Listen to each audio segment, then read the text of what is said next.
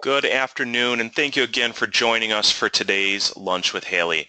My name is Brad Smith. I'm the Director of SEO and Social Media here at Haley Marketing Group, and joining me on today's call is Brad Biley. Brad is one of our senior social media advisors, and he works with several of our clients on really strategic social media plans and implementations. And today what we're going to share is a webinar on social proof.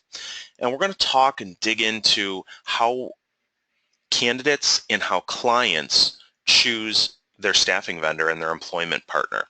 And specifically, we're going to focus on some social and online tools that people look at, again, in that decision-making process. Now, the great thing here is that this isn't just theory. Okay, we're not just sharing things that we think will work. We work with hundreds of staffing and recruiting firms across the country.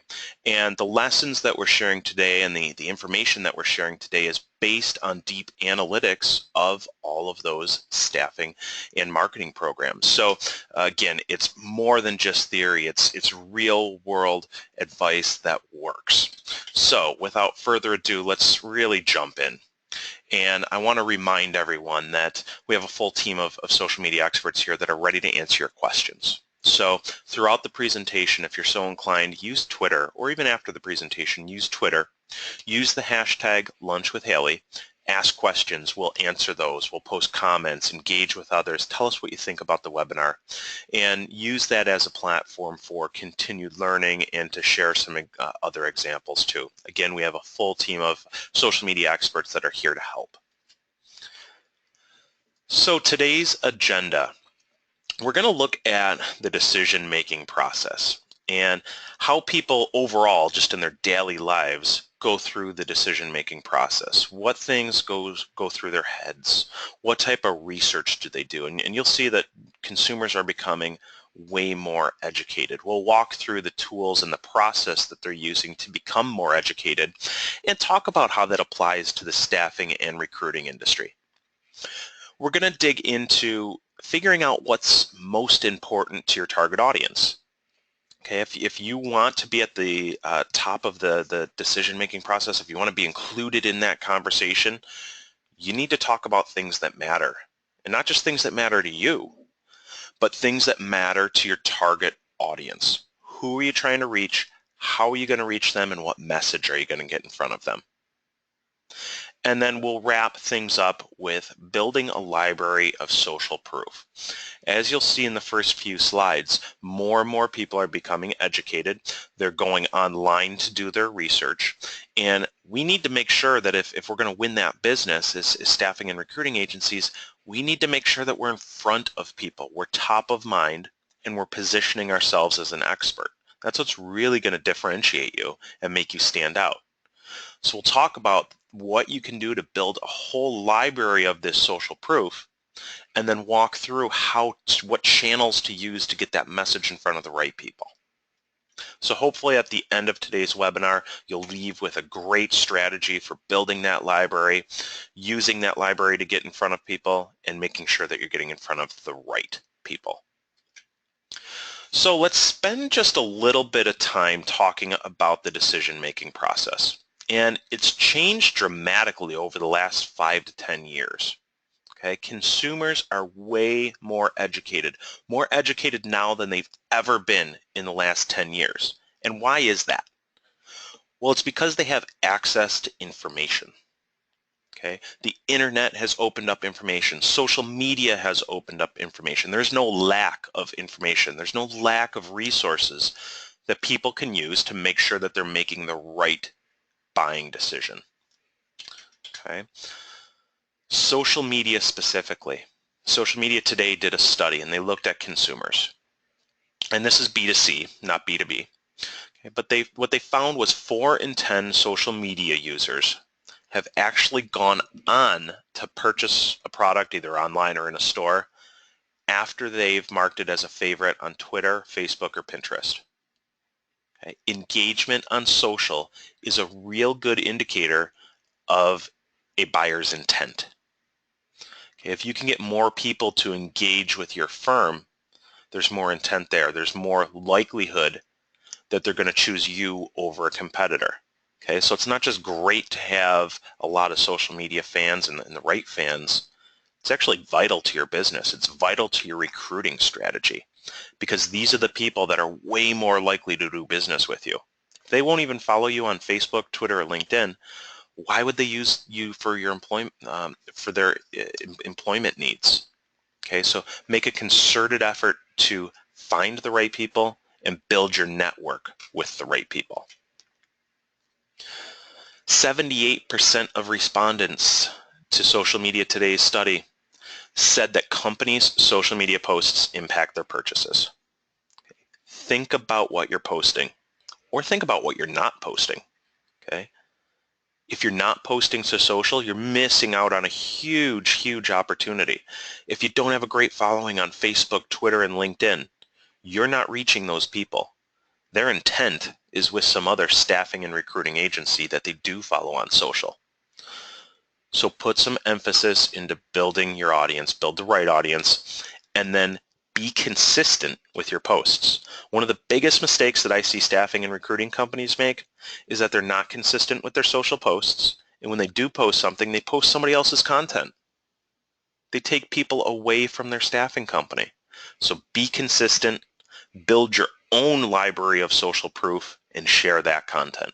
That's really what's going to position you as an expert and increase the likelihood that candidates are going to want to apply with you and clients are going to want to work with you. Okay, so you're probably thinking to yourself, okay, this is great. I've seen a bunch of this data. I know social media influences things, but really, does it impact candidates and does it impact decision makers, HR professionals, procurement, purchasing? And I'm here to tell you that, yeah, that it does.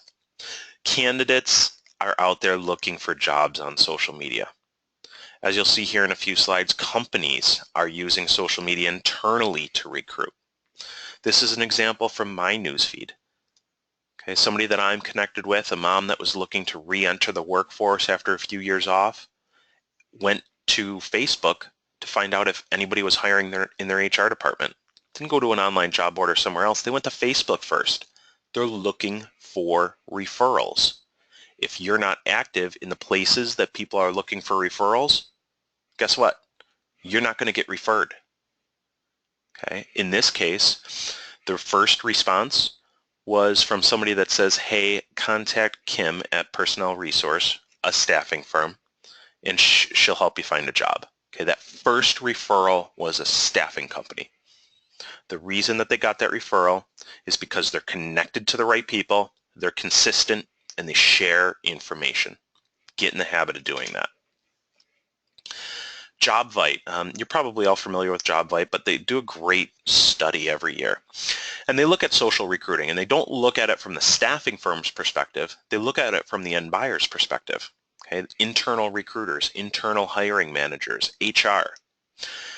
And they went out and they asked HR professionals and internal hiring managers, which social networks do you use for recruiting? And do you use social media for recruiting? And look at these numbers. 94% of, again, internal recruiters, internal HR managers, 94% are using LinkedIn. 66% are using Facebook. 52% are using Twitter. And it goes on. Okay, so when I hear this from some of our clients, oh, my clients don't use social media. My candidates aren't on social media. Baloney. They are. And they're going there in droves. If you're not there and your competitor is, they're going to work with your competitor. So get in the habit of having a presence, build your following, be consistent. The study went on to look at what do they look for in a candidate on social networks. This ties right back to social proof. Okay? They're looking for professional experience. They're going out to social to look for proof that the candidates that you're sending them, the candidates that you're referring to them, meet qualifications. This is social proof. Okay, so get in the habit before you send a candidate out on assignment or out on an interview. Get in the habit of taking a look at their social profiles. Make sure their professional experience is up to date and they don't lie about it. Look at their length of tenure. Look at industry-related posts. Look at mutual connections. Consult with your candidates on improving their social profiles. It can dramatically increase the likelihood that they get a job offer and you get a placement. So spend a few minutes, again, before sending them out on assignment, to look at their social profiles. Consult with them. Explain to them that sharing posts that relate to the industry that they're looking for a job in can have a nice positive impact and show social proof. Building off of that, Repler did a study, and they asked hiring managers if they've ever rejected a candidate based on social media. And what did they find? 7 out of 10 hiring managers said no to a candidate simply because of something they saw on social. Whether it's lying about their qualifications, demonstrating poor communication skills, okay, so bad grammar skills can hurt.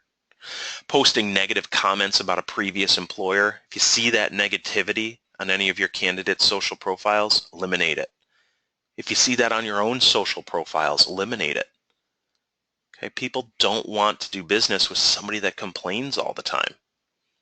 Maybe they've posted inappropriate photos or comments. You need to make sure of all of this before sending your client out on assignment. And what's happening too is that before somebody chooses to do business with you, they're looking at your LinkedIn profile. They're probably looking you up on Facebook. They're Googling you. Okay, make sure that they can't find anything that would prohibit them from doing business with you or your company. And get serious about this, because as you see here, 70% of people are making decisions based on social. JobVite also went and said, okay, since implementing social recruiting, have you seen any changes? And again, the reports were phenomenal. Quality of candidates has gone up since they incorporated some form of social proof into their recruiting strategy. Quality of candidates has gone up. Time to hire has gone down. Employee referrals have gone up. Just building this library of social proof, consulting with your candidates on proper social profiles, being consistent, posting good content can have a dramatic impact on each of these areas. And in a candidate-starved market, wouldn't you love to increase employee referrals by 30%? Wouldn't you love to find 44% more candidates? Wouldn't you love to find 44% better quality candidates? Of course you would. Okay, you can do this by implementing a strategic social strategy. And this perhaps is one of my favorite slides. Innovero, a great company and career builder, partnered together and they did a report. You can download the full report at opportunitiesinstaffing.com. And what they did is they looked at how people choose a staffing firm. Okay, look at the results. How clients select staffing firms. 61% are selecting their staffing vendor based on referrals. Think about that for a minute. The majority of business is being done based on referrals. Where are those referrals happening? Are HR managers calling up other HR professionals and saying, hey, who do you use? Maybe, okay, but more likely they're asking on social. Okay, they're doing online searches. They're looking at past experiences, not only just their own past experiences, okay, but other people's past experiences with that company. They're looking at online reputation. Okay, how many of us are proactively going out there and soliciting more online reviews on Google, on Yelp, on Facebook? Okay, not many firms are doing that right now, but a third of all decisions are based on that. If you don't know what's being said about your company, if you're not taking a proactive role in building that library of social proof, you're failing. You're leaving a lot on the table. The top 4 reasons why somebody chooses a staffing firm are all focused on social proof. So let's dig a little bit deeper now. We've talked about the importance of reputation. We've talked about how decision buying has changed. Now let's look at how we actually use this information and get in front of the right audience with the right information. So for the rest of the presentation, what we're going to focus on is these top 4. We're going to focus on referrals, how to get more. We're going to focus on online search, what goes into improving your ranking. We're going to focus on past experiences and reputation. We're going to walk you through kind of how to do all that. And we're going to start with figuring out what's important to your audience. I mentioned earlier that in order to build social proof, in order to build a strong following, we need to talk about what's not important to us as a staffing firm or as a recruiter, but instead what's most important to our audience, the people that we're looking to recruit and the HR decision makers that we're looking to get in front of.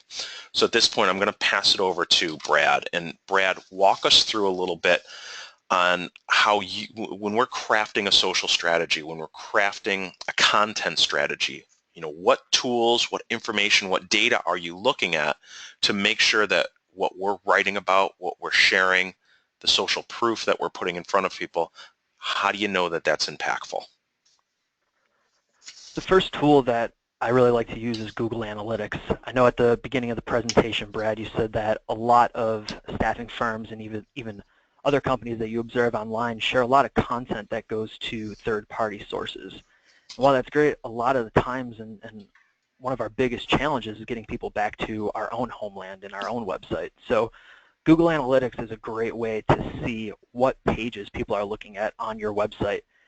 If you go into your own dashboard and you go to the path at the top of the screen here, behavior, site content, all pages, and then you can either sort by the year, 2016, or you could sort by your blog's URL structure. You'll see what pages are getting the most page views on your blog. And what you can then do is either A, use that to your advantage when you create a new content strategy. So if you're looking at what was relevant in 2015, you can use that to your advantage when you start making content in 2016. You could look at it from quarter to quarter if you want to do that as well. You can also see what's already working well on your blog. So if you take a look at these blog posts, which are the top 10 from the Haley site in a given time frame, what I would like to do as we continue to share content is repurpose these blogs and share them more frequently across Twitter, Facebook, LinkedIn, Google+. We're already seeing that our audience is reading the content, they're staying on the page for an extended period of time, and they're looking at additional pages. So let's repurpose that. Let's share it more frequently and give our audience what they're looking for. Yeah, and I just wanted to point out and reiterate, as Brad mentioned, when we're coming up with this information that we're going to share to build our social proof, we don't want to share other people's content.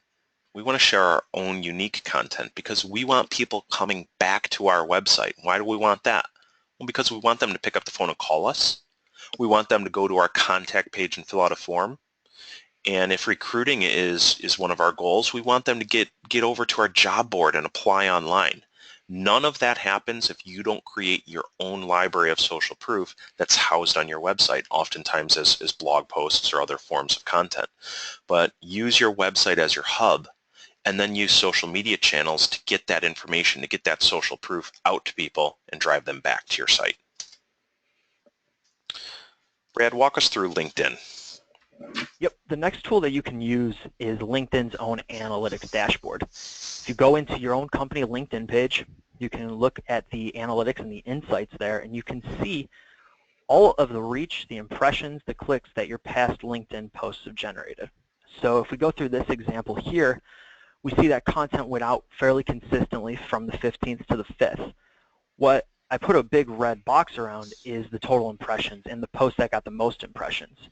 We had shared actually a piece of content here that generated more clicks than usual. It had a real good engagement rate.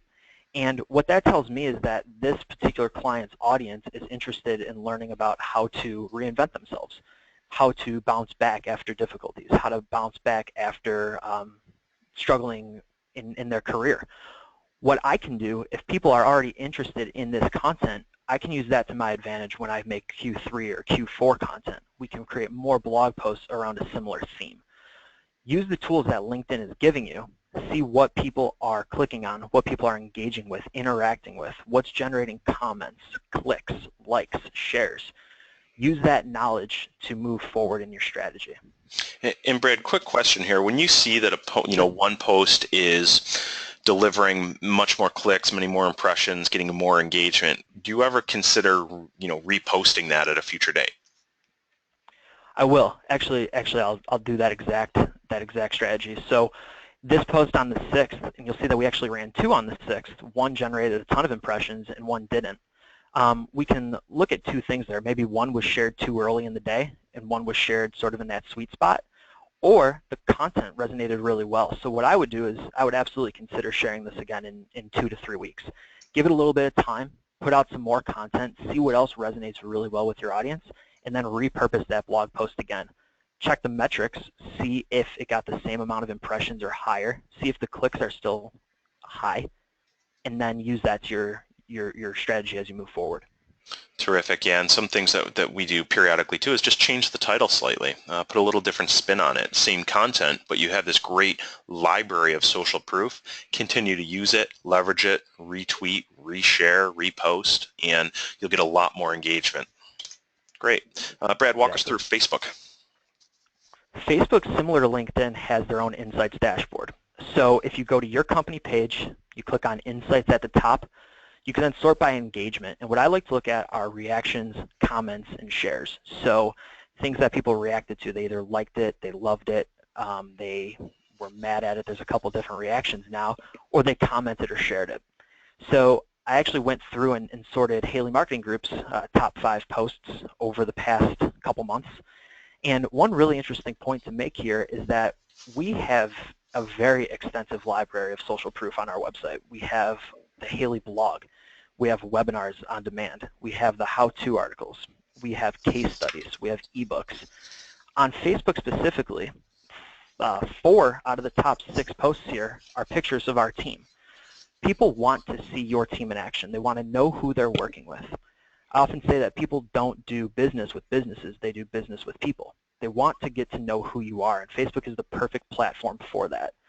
So if you know of a big holiday coming up like National Puppy Day, or your team's taking team photos, or maybe they volunteer, take pictures of that, share those on Facebook, and again, like LinkedIn, measure those insights, measure the data, see what works well, use that to your advantage, and continue posting similar content.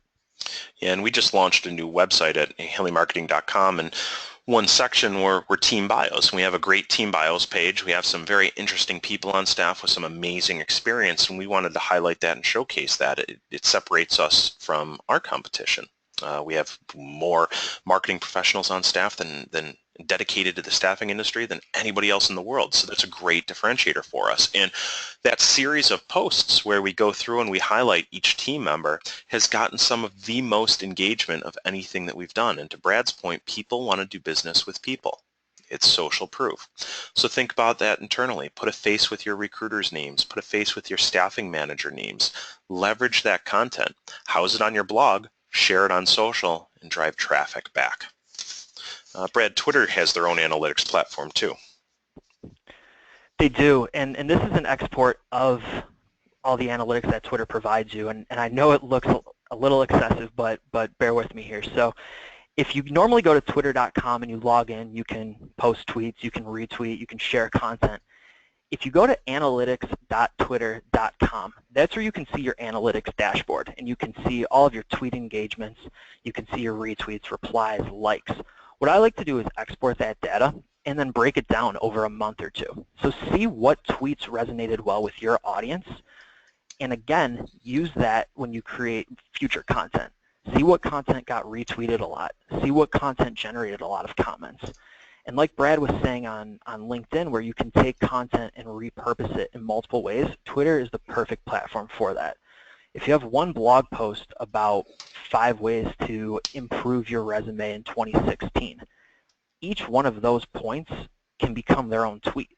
You can break that one article down into bite-sized content and share it on Twitter. And we actually have a slide about how to do that in a little bit later, so I'm not going to get too in-depth about that right now. But see what works well, what content is resonating well, and then think about different ways that you can share that content on Twitter.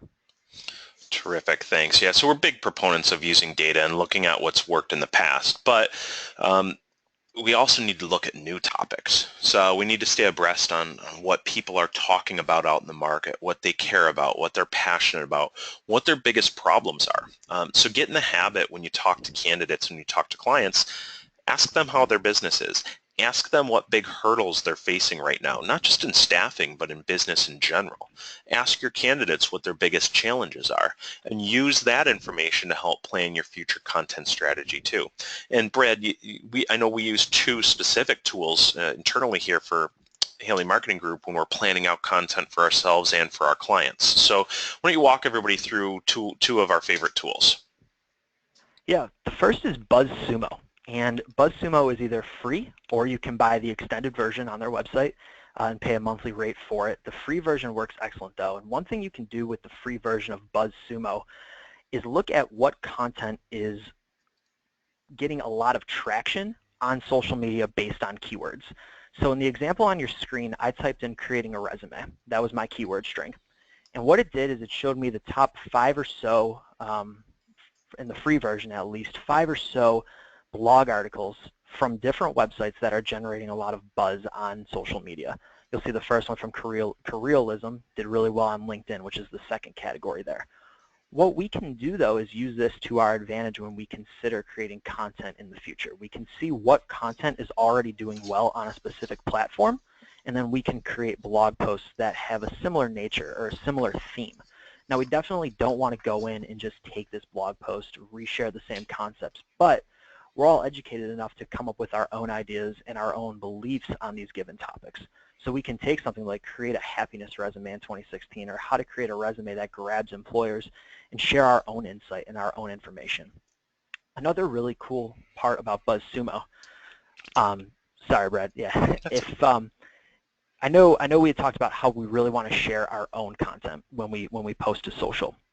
That said, there's still a lot of merit in repurposing content and in every now and again just dropping a really good blog post that you saw or you came across. What BuzzSumo lets you see here is what content is doing well on a given platform. So this how to create a resume is doing really well on LinkedIn, but it's not really getting a ton of shares on Facebook. If I was going to repurpose content and I wanted to share this blog post, I would do it on LinkedIn, but I wouldn't necessarily put it on Facebook. That said, the third article here, a woman created a stunning resume to land her dream tech job.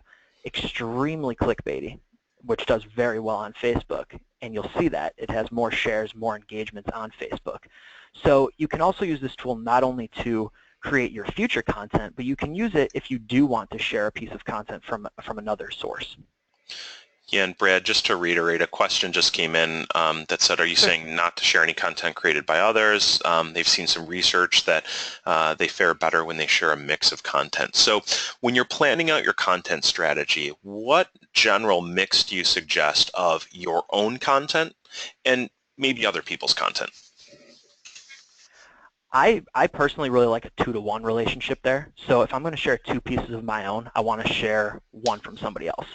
And why I want to do that is I don't necessarily want to get on my soapbox and yell about myself all the time. If I come across a great blog article, I want to share that as well. So say we're going to put together a 7-day cycle. Maybe on Tuesday and Thursday, those are my days to share third-party content. Monday, Wednesday, Friday, Saturday, Sunday, I would share my own content. I would go through that and add a little bit of variety, but still drive people back to my own home site and my own homeland. Yeah, and good point. I'm glad that you mentioned Saturday and Sunday. Don't neglect those days. There's less noise, and oftentimes key decision makers are more engaged on those days because they're less distracted. So there's some social tools that we use like Buffer app or Hootsuite and others that allow you to schedule out posts at different days and different times. Don't neglect the weekends. Exactly. All right, great. And Brad, real quick, another tool that you found that I absolutely love, Answer the Public. Yep. This is called Answer the Public, and when you go to their website, and it's just answerthepublic.com, you're granted with the seeker who is on the homepage here. And what you can do on Answer the Public is type in a search string. So in this example, I typed in finding a job. You pick your country, United States. And when you click on Get Questions, it shows you all of the related searches that Google would populate at the very bottom of Google search that are related to finding a job. So what I can then do, say I'm planning a content strategy and I want to focus an entire month on tips on how to find a job, I can see what people are already searching for in Google and I can use that when I sit down to make my strategy. I can put together posts on why am I having trouble finding a job? Why are you not finding a job? Why is finding a teaching job difficult? Use these keywords, build content, flip it around a little bit, and make your own articles based off of what's already trending in Google search. Yeah, and Google is all about queries. Oftentimes when people use Google, they use questions in Google, like they're asking this gentleman on the screen here. But using questions can be a great way to improve search rank. Okay, it aligns very closely with what people are typing into search results, and having that in your post as the post title, as the structure for the URL. These all go into helping improve your search rank and helping increase the likelihood that you show up at the top of results. So really nice tool. All right. To comment on that too, Brad, I actually read a really great report the other day that said your blog article that you publish should be the #1 page on the internet to answer a given question. If somebody has a question, the article that you put together should be the #1 page to answer that. So don't leave anything out. When you have a question and you come across something like Answer the Public and you find that question, make sure that you're answering it thoroughly, you're giving people the right information, and that'll help you in search and in your content. Yeah, and even outside of this website, when you get a client that asks a question or a candidate that asks a question, that makes great blog content or social content. Write it down. You're already taking the time to answer that question. Oftentimes you're answering that question in email. Copy and paste it over to your blog and turn that into a blog post or a item in your email newsletter, or an item that you post on social. Great content. If somebody has that question, most likely other people do too. All right, so let's move on. We talked a little bit about what to write about. How do we know how to reach the right people? Okay, we need to get our social proof library built. We need to make sure that we're writing about the right topics. Now, how do we make sure that we reach the right people? And Brad, I'm going to let you cover some of these areas. Yeah, so with reaching the right audience, the first thing you're going to want to use is LinkedIn's advanced search. And with LinkedIn's advanced search, what you can do is sort by given keywords. You can sort by first name, last name, title. You can really refine your search to find a specific candidate, a specific individual. And Brad, if you want to go to the next screen, actually, I have an example here. I wanted to do a test and see if I could find a payroll manager in New Jersey. So what I did was just typed in my keyword, I did payroll manager. Obviously, I don't know their first name or last name because I'm still just searching for that general qualified candidate. I did the postal code, and I did within 25 miles. I figured maybe this candidate won't want to drive that far. What I then did for relationship was did second connections, and the importance of second connections are by enabling somebody as a second connection, you will be able to reach out and connect with them. So say Brad Smith is connected to somebody that I'm not. If I'm connected to Brad, that person is now a second connection to me, and I can reach out to them, connect with them, and reach out and either answer their questions. I can ask them if maybe they're interested in this given opportunity. But just this one search result yielded 152 results of second connections, all people that I could reach out to and connect with. So use LinkedIn's advanced search. Search for keywords. Search for given area codes within certain radiuses. And then reach out to those people, connect with them, and provide them really good resources and take that one step further. Terrific. Thanks, Brad. And yeah, this is a free tool. You don't have to have any special LinkedIn account. You can do this advanced search with the free tool. You can do a lot more with a paid recruiter account, as many of you know on this call, but this is a free option. The one thing that isn't free in social is paid content or paid distribution, pay-per-click marketing or pay-per-click impressions. And I think it's a really underused tool for staffing and recruiting agencies, especially on the recruiting side. The great thing about social media is that people pump their profiles full of very useful information. Okay, you know what college they went to, you know when they graduated, you know where they live, you know what their current job title is, you know all of this great information about them. It's an advertiser's dream. Okay, because we can target people that we're specifically looking for that don't know about us yet. And we can get very, very granular. a newspaper ad, a billboard, they reach the masses, okay, but they're not specific. With social pay-per-click, we can be very, very specific. We can also reconnect with people that we've done business with in the past. Some social advertising that we're doing right now is focused around people that have been to our website but maybe didn't apply. We use social media ads as a way to stay in front of them and increase the likelihood that they convert. In fact, we have a program called re-recruiting where we do just that. We found that people coming to your job board are 2 times more likely to come back and apply. Return visitors to your job board, so people that have been to your job board in the past, are 2 times more likely to apply than somebody coming there for the first time.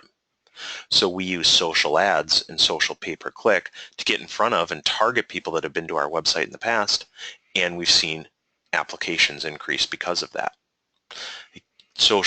Paid social gives you the opportunity to brand yourself, and it turns existing clients and candidates into brand ambassadors. You stay in front of them more often, and they're more likely to become a proponent of your service. And here's just a few examples of paid. Promoted content. So when you do write a blog post and you share it through Facebook, put a little bit of money behind it, and you're going to reach a whole lot more people. If you're doing a job fair or a networking event, promote that. Ads can help you increase the number of page fans. And at the start of the presentation, we mentioned how people that interact with a brand, 4 in 10 end up doing business with that brand. Use paid to get in front of more people. As I mentioned earlier, paid can be very, very targeted. I mean, we could target welders within 30-mile radius of San Jose that speak Spanish that are between 25 and 55. Okay, we can get that targeted and that granular. We can drive recruitment costs down because of that. Facebook ads and other social ads oftentimes are much less expensive than other recruiting channels. It's a great opportunity to really drive recruitment costs down, get in front of a very specific key target audience. We don't waste our budget, and we have better results. So there's some value behind paid on social too. Now, Brad, let's wrap up kind of this section by talking about Twitter and the power of hashtags. And first and foremost, what is a hashtag? So a hashtag on Twitter is a great way to organize a group of tweets and organize a group of users that are sharing a similar message. A lot of times people will see hashtags popular in the sports world or entertainment. If you look at the NBA Finals from just last week, All In 216 was a huge hashtag for the Cavaliers last week. So what we wanted to do, and what the Cavaliers sought to do, was brand and put everybody that was sharing a similar message together. When you're talking about the NBA or you're talking about a job search, if we tie this back, everybody has their own message. What can you do to get everybody talking about that message, but in your specific area? So what we can look to do is build a hashtag and either have a hashtag specifically for your company, or we can use a tool like RightTag. And with RightTag, what we can do is see what people are using online that is relevant towards the type of content that you're sharing and how much competition it has. So if we look at a real basic hashtag like career, hashtag career is getting a ton of exposure. It's 1.4 million people are seeing that every, I believe this is every hour. That's very difficult to break through that clutter. What might be a better hashtag to use is hashtag career goals, which only 12 people are using, but 6,679 people are seeing it every hour. So it gives you a little bit better way to break through that clutter, but still refine your tweet and your message within that same sort of category and group. RightTag is a great tool to use to find what hashtags will work well. And like I said, you want to use a hashtag that's not overused, not overpopulated, overcluttered. You want to join the conversation, but do so in a way that allows you to be seen, not just screaming along with the noise. Yeah, great points, Brad. Thank you. And walk us through a little bit on LinkedIn and how to be effective with LinkedIn's publishing platform. LinkedIn's new publishing platform is fantastic, and my favorite part about it is when you publish a piece of content on LinkedIn, everybody that you're connected with gets a notification. So unlike your blog, where if people are subscribed to your channel or they're subscribed to your blog feed and they get an email notification, every time that you publish on LinkedIn, your audience and people that you're connected with get a notification. So what I'll do for the Haley blog, and these are 3 of my examples here, is I'll publish it on the Haley website, on Ask Haley, and then I'll wait about an hour and I'll go out and I'll publish it on LinkedIn. And what that does then is sends a notification to all of my connections saying Brad Biley just published this, and I'm hoping that people are consuming the content here and then ultimately using the call to action at the bottom to go back to the Haley website. Yeah, terrific. And the best part about LinkedIn too is right now you can embed links in your posts. So what we're doing here is people are consuming content on LinkedIn. We're getting it in front of the right people, and we're driving traffic back to our website. Now, we don't go and necessarily post every single blog that we write on LinkedIn. We pick and choose, but as Brad mentioned, we have a little delay. So we'll publish it first on our website, so that it gets indexed by Google and Bing and Yahoo on our website first, and then we'll publish it to LinkedIn. And the reason we have that slight delay is because we want our website to get credit for that original content as opposed to LinkedIn being indexed first by Google and getting seeing that content on LinkedIn. So again, we have a little delay built in there. All right, terrific. Let's jump on to the next slide here. And Brad, talk a little bit about just in general being social. Yep. If you want to build social proof in its very, very basic nature, you have to be social. When people reach out and they ask you questions or they comment on things, always be genuine. Always reach out and follow up with these individuals. You'll see on the right-hand side, somebody had commented last week about how they were watching one of our old webinars. We reached out and we said, hey, thanks for watching. Are you signed up for this webinar for social proof? The other 2 examples are, again, things that I had published on LinkedIn, blog posts that I published, but different people were commenting, were liking that and engaging with me on the content. I always reach out and just say, hey, thank you, and if you have questions, let me know. I want to continue the conversation. I don't want to just publish content and say, okay, take this and read it, and that's the end of it. Unlike, I guess, a newspaper or magazine where that's kind of how content is. People just publish it and you can read it. Social media is a great way to understand exactly what your audience thinks of your content right when you publish it. If somebody has a problem with what you're saying or they find your points to be right on, they're going to let you know. And you want to be there to respond and talk back and either defend yourself or say thank you. And you want to do that as quickly as possible. Terrific. And it's social isn't just one-to-many, it's also one-to-one. So Brad, a few quick examples of how you use social to reach people one-to-one. Yeah, we had said at the beginning of the presentation to take your blog post and break it down into bite-sized content. So don't just share your one blog article once and have that be the end of it.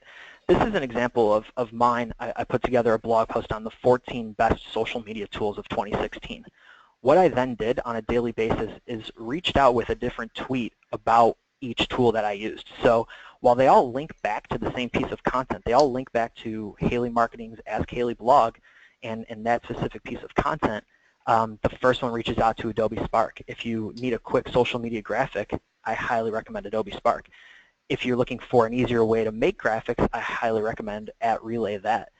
I took my large piece of content, broke it down into 14 or 15 tweets, and then while I'm still sharing that blog article, it's still a unique social message.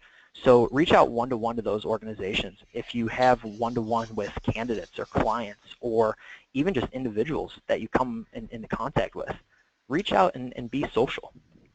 Yeah, and these other companies are way more likely to retweet and reshare this information, so it expands your reach much farther. For staffing and recruiting firms, think about who already has the ear of the HR decision maker. Okay, maybe they're already selling in, maybe it's insurance or funding, or maybe it's some other type of vendor. And think about who already has that ear. Share some of their content, mention them in your social posts, mention them in your blog posts, and they're way more likely to reshare that content. Builds your social proof and validity. All right, we've mentioned several times on this call that you need to build a library of social proof. For the next few slides, we're going to get into some examples of specific social proof that everybody on this call should be proactively building. Okay, and we're going to start with the most raw form of social proof. Online reviews. Okay, this is direct proof. Okay, this is direct validation from your clients and your candidates that you do a great job. And what you're looking at here is an example of our reputation management tool. So we have this tool where staffing companies go out and proactively survey their candidates and their clients. And they say on a scale of 1 to 10, using the Net Promoter Score, how likely would you be to refer us to a friend or colleague? If people rate an 8, 9, or 10, we then encourage them to leave an online review. And all the while, we're collecting all of these great testimonials, all of this great social proof that's showcased on their website and in social media. Okay, so you can say till you're blue in the face that you provide great service, but if it's coming out of your mouth, it's not as impactful as if it's coming out of a candidate's mouth or a client's mouth. Okay, so get in the habit of proactively collecting this feedback. If you don't have a tool or a process in place right now, let us know, and I can show you some examples of how to use this to very easily collect social proof that you can use in a bunch of different forums. Okay, once you have this feedback, once you have this, these direct testimonials from candidates showcased on your website, look at your Net Promoter Score to make sure that you're continuing to get good feedback and you're staying above average. Okay, but then take all of that content and turn it into social proof. Okay, don't just keep it internally there. It's not just feel-good information. Promote it. We have several clients that take all of the great testimonials that they're getting from their reputation management program, turning them into social media graphics. Okay, look at how nice this looks. And yeah, it's a little bit bragging, but at the same time, it's not you bragging. It's your candidates and your clients being advocates for your company. Okay, use this information to your advantage and present it in a very nice way. These graphics are way more impactful than just copying and pasting this as a text social post. You can compile all these into a video. This was done for Wood Personnel Services, and what we did is collected all of these great social reviews that they have on Facebook, on Yelp, on Google, turned them into a great video. Really engaging social content. Brad, talk a little bit about Social Pro. Yeah, Social Pro is our fully managed social media marketing strategy that we offer here at Haley. But the big takeaway here that I wanted to present is that with Social Pro, you get an extensive library of this social proof. You get visuals for your now hiring your positions.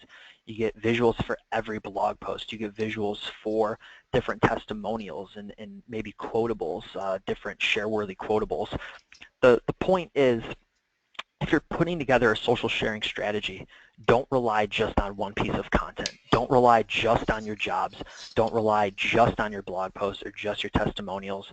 Build out real nice branded graphics, real nice branded visuals, and share everything. Have a really nice, healthy mix so that your audience gets a taste of everything. They don't just see you repetitively posting position after position, but instead you're sharing great resources, you're sharing great opportunities, and then, like Brad said, you're sharing those testimonials where people are praising your service.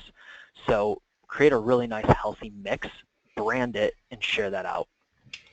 Terrific. And another great piece of social proof is highlighting awards and honors, right? Yep. Yeah, absolutely. If you have won an award in your area, or maybe from the American Staffing Association, put that on your website. Be proud of that. Just like your company is proud of receiving that award, so are the people that would come to your site and see that. They're going to feel more comfortable working with a company that has been praised by organizations in the area or by ASA. So if you have won an award, put that on your homepage, but also turn that into visuals like we were talking about this with Social Pro. Create a nice branded visual saying that you won a Voice Award or you won the top 100 fastest growing businesses. Turn that all together into your comprehensive strategy. And people want to work with winners.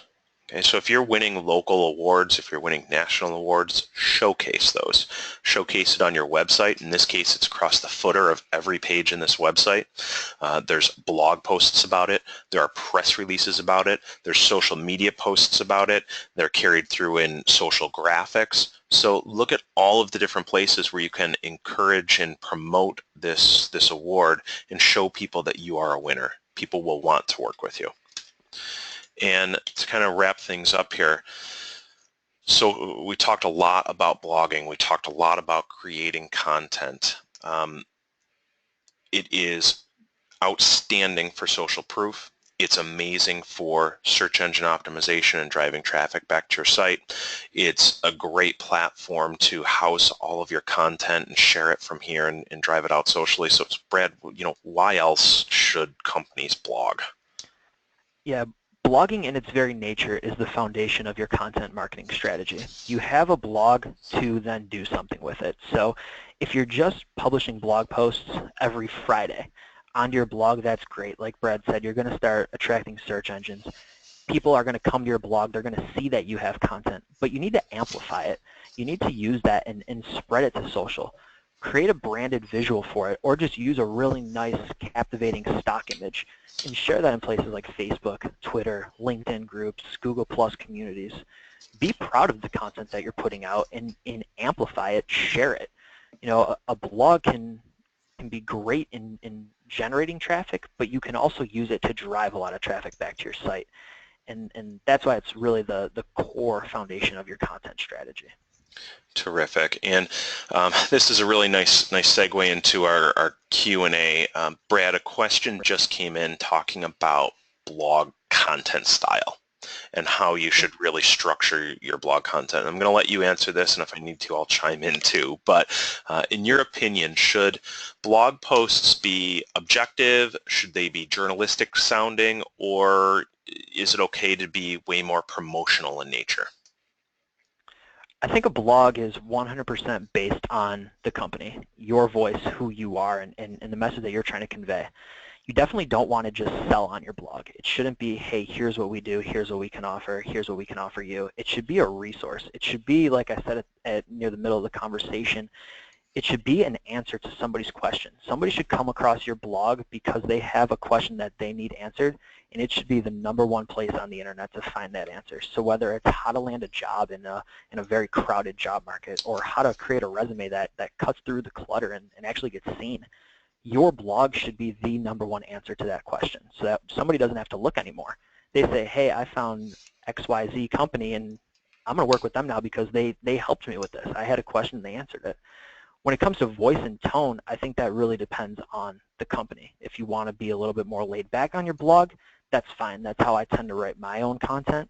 If you want to be a little bit more formal and professional with it too, I think that's great. There's a place for both. It really comes down to who you are and the message that you want to convey.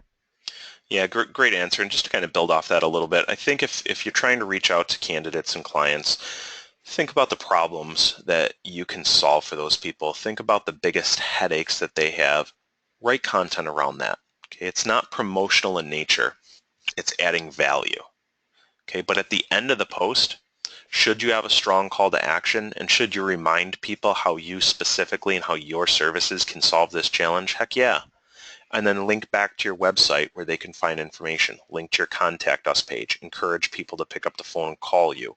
Link to your job board and your application. Okay, so add value in your blog post, but then at the end, leave an area where you can be a little bit promotional. Make sure that you're explaining to people what next step they should take, and let them take it and make it easy for them to take it. But again, at the core, you want to make sure that you add value, not just self-promote. Another question just came in. Do we ever use Alexa to compare our site with competitors? And great question. Alexa is a tool that allows you to look at your website's health and overall ranking across the internet and compare that to your competitors. It's a nice free tool. I believe that there's a paid version too, but we don't use Alexa internally here. We use two other tools. One is called Ahrefs, so it's ahrefs.com, and it's a paid service, but it allows way more insight into not only just how you rank, but why you rank higher than your competitors or why your competitors might rank higher than you. Gives you some really deep insight into inbound links to your site and your competitors. It tells you what content on your competitor's site is ranking well. all of this goes into our blogging and content and social strategy.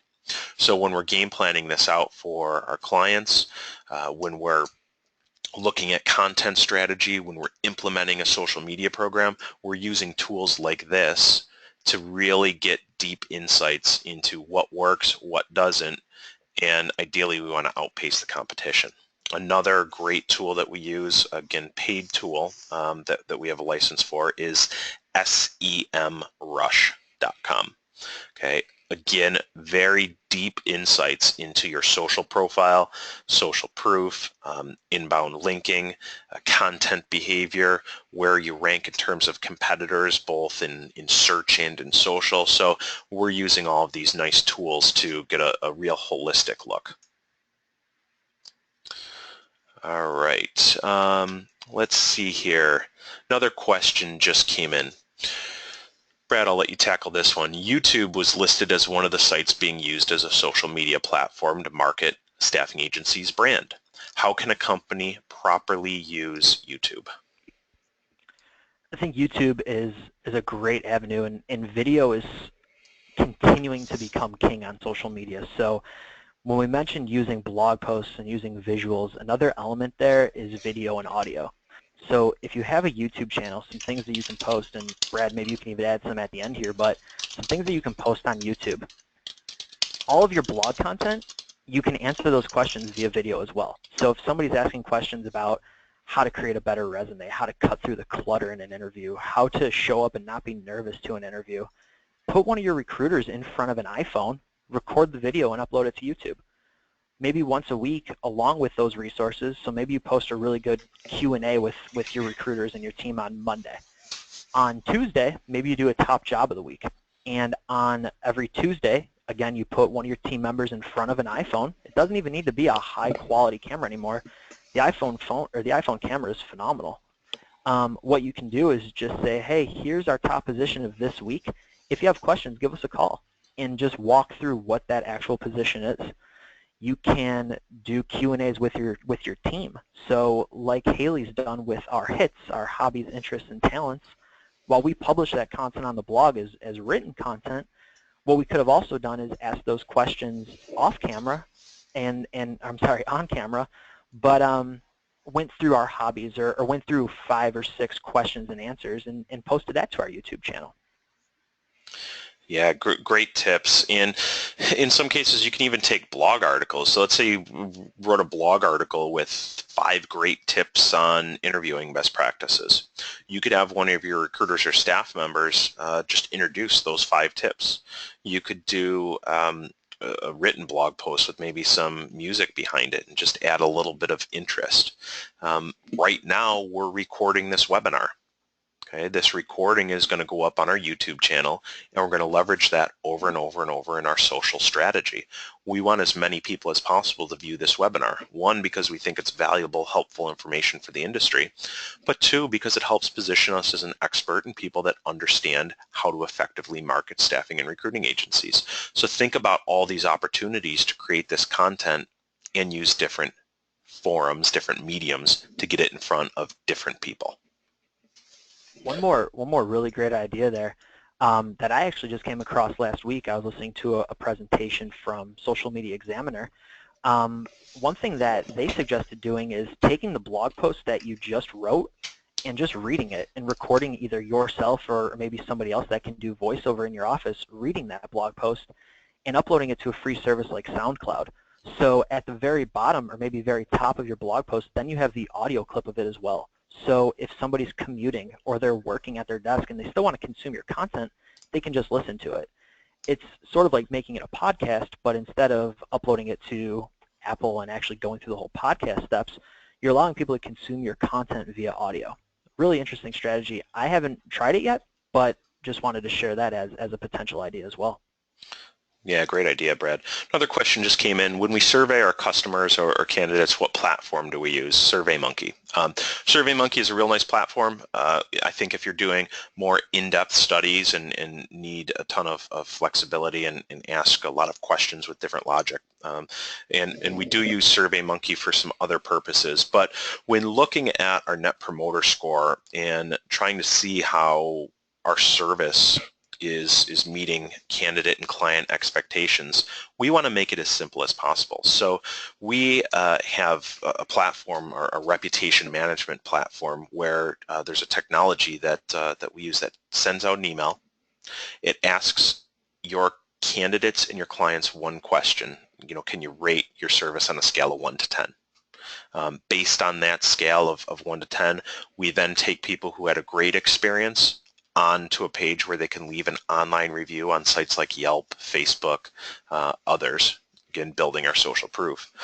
But then on the back end, the people that maybe didn't have a great experience, or maybe candidates that you couldn't place on assignment, we take them to a private area where they can leave private feedback. We want to gather that feedback so we can improve our service, but we also don't want that feedback public. We want to know about it so that we can improve, but we don't want the public to know about it. So we've built that unique platform for surveying clients and candidates, and it's been really effective at helping develop great social proof, and also help to protect you against negative reviews and negative unfair reviews from people that you just couldn't place. Brad, another question just came in, and this one is one that I always struggle with answering because I don't think there's a single good answer. But the question was, what type of shares and likes would be standard for a smaller recruiting company to receive in a large metro area? Yeah, that's a really tough question, Brad, and really what I like to focus on more than a standard number. So instead of saying every post should get 5 likes, I want to see the company page, I want to see where we started and then where we are a month from now. So if we get a new client, or we're just observing a new staffing firm, looking at it from an analytic standpoint, let's see where they are right now. What content are they posting? What's getting engagement? What's getting liked? And what's getting shared, commented on? Now let's put together a really nice strategy. Let's figure out over the next 30 days, what are we going to share every single day? Let's observe that. Let's run and execute that strategy. And then in July or August, let's look back on it and see, okay, what got likes, what didn't, what got comments, what didn't. Use that to our advantage when we put together our next month's strategy. So instead of saying every staffing firm should shoot for 5 likes on a post, I want to look for continued growth, continued health of the page. So continue posting great content that your audience cares about. Use the tools that we discussed to make sure that your audience is listening to what you're saying, and then refocus your strategy based on what works in months past. Yeah, and keep in mind too that talking about the staffing industry, talking about finding a job, talking about HR and employment isn't inherently sexy, okay? So it doesn't elicit a ton of comments. So don't base success on comments. Look instead at metrics that really matter. Are you getting traffic back to your site? Are you getting more people to follow you? And are you getting converting more of those people? If you write a blog post with the 5 top interview best practices, you might not get any comments on that. Okay? But if you tweak that and you write about the 5 ways Donald Trump can ensure you land the interview or land the job, okay? You're talking about political issues, which people love to talk about, or maybe you tie in sports team, or maybe you tie in something that people are a little bit more passionate about. So you take a stance on either the left or the right. In those cases, you'll elicit more feedback, but you also have to balance that with, is it the right feedback? Do you want to stir the pot a little bit? So if you're just writing general posts about workforce and HR related topics, they might have good takeaways. You might not get a lot of comments. Okay? If you take a hard stance on one side or the other, you're probably going to get way more comments, but they may not all be positive. So I wouldn't base it just on comments and things like that. So with that said, I think that's the last question, and we're a little over here, but I wanted to thank everybody for joining us today, and also remind you to go to lunchwithhaley.com. We have an absolutely amazing session coming up, one that we've never done in the past. It's really focused around creating your core story. So all too often we hear from staffing companies when we ask what makes them different, what do they do better than their competitors? We often hear, well, we provide better service. Okay, we hear that 9 times out of 10. And if 9 out of 10 staffing companies are saying that, it means nothing to the end decision maker. So this presentation is all about how to create a compelling story that actually makes you stand out. So if your brand right now doesn't have a strong positioning message, or your recruiters don't know, or your staffing managers don't know what to say when somebody says, hey, what makes you different? How are you better? Attend this session, because we're gonna walk you through how to create that great core story. And as always, you can find more information at Lunch with Haley, and we also have recordings of past webinars. With that said, Brad Biley, thank you so much. Great information today. I hope everyone on the call found value today. If you have questions, concerns, comments, let us know. We're here to help. Thank you again.